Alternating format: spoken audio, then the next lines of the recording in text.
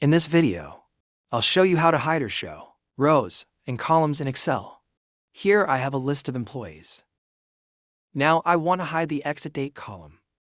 The steps are as follows. First, select the column containing the exit date data. Then right-click and select Hide. So the exit date column is hidden. If you want to hide more columns' data, select the column whose data you want to hide. Then right-click and select Hide. So L, M, and columns are hidden from Excel. And if you want to show the hidden columns,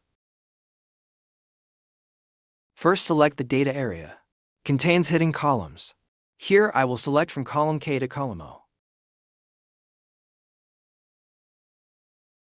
Then right-click, select Unhide.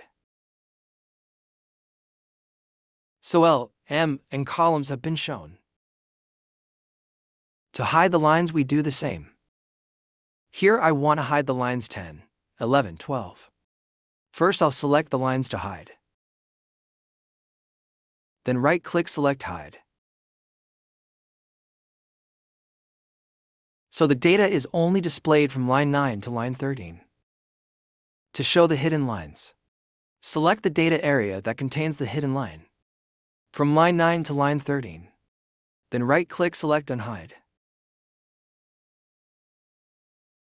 So the hidden lines are displayed.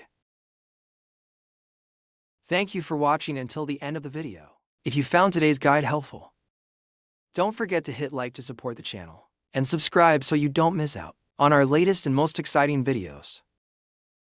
If you have any questions related to today's content, feel free to leave a comment below or send us an email at contact.dailyhowto@gmail.com. Thank you so much, and we'll see you in the next video.